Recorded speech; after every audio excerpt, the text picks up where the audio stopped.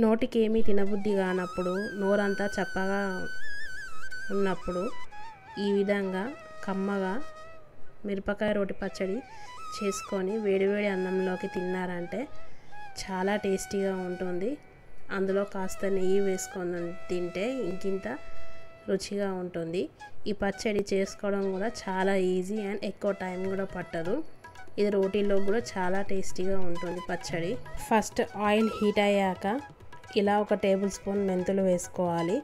వేసుకొని అవి వేగాలి ఆయిల్లో. తర్వాత జీలకర్ర వేసుకోవాలి. జీలకర్ర వేగాక 2 టేబుల్ స్పూన్ల పచ్చి ధనియాలు వేసుకోవాలి.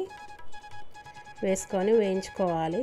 తర్వాత మిర్చిని మంచిగా శుభ్రంగా కడుక్కొని ఈ విధంగా కట్ చేసుకోవాలి. సగంగా కట్ చేసుకొని వీటితో పాటు ఫ్రై చేసుకోవాలి. స్టవ్ మీడియంగా పెట్టుకొని ఫ్రై చేసుకోవాలి. మిర్చి ఎంత మంచిగా ఫ్రై అయితే అంత కమ్మగా ఉంటుంది పచ్చడి.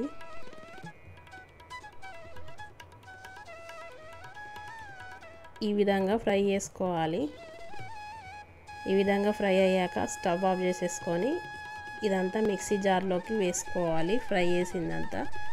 తర్వాత అందులో వేయించిన నువ్వులు 1 కప్పు వేసుకోవాలి. నువ్వులు వట్టిగానే వేయించుకోవాలి. తర్వాత వెల్లుల్లి వేసుకోవాలి. తర్వాత నానబెట్టిన చింతపండు వేసుకోవాలి. వేసుకొని తగినంత ఉప్పు వేసుకోవాలి.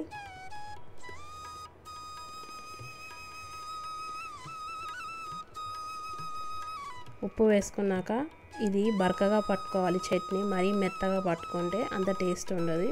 కొంచెం చూస్తూ పట్టుకోవాలి. ఈ విధంగా పట్టుకున్నాక 1 ఉల్లిగడ్డ కట్ చేసి వేసుకొని ఒక 2 పల్స్ ఇవ్వాలి. 2 పల్స్ కంటే ఎక్కువ ఇవ్వద్దు, లేకపోతే ఉల్లిగడ్డ కూడా మెత్తగా అయిపోతుంది. ఈ విధంగా అక్కడక్కడ పలుకులుగా ఉల్లిగడ్డ కనబడే విధంగా పట్టుకోవాలి. దీన్ని పోపు పెట్టుకోవాలి పచ్చడిని. ఆయిల్ హీట్ అయ్యాక జీలకర్ర ఆవాలు వేసుకోవాలి. అవి చిటపట్లాడాలి. తర్వాత శనగపప్పు వేసుకోవాలి 1 టేబుల్ స్పూను. తర్వాత కరివేపాకు.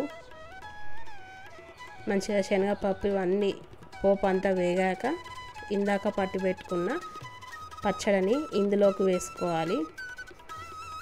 వేసుకొని పోపు అంతా కలిసే విధంగా కలుపుకోవాలి.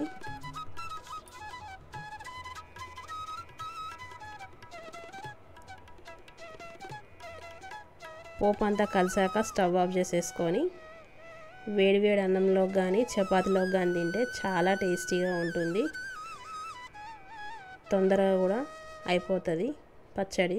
టైం ఎక్కువగా పట్టదు. అంతే, ఎంతో సింపుల్గా మిరపకాయ పచ్చడి తయారైపోయింది.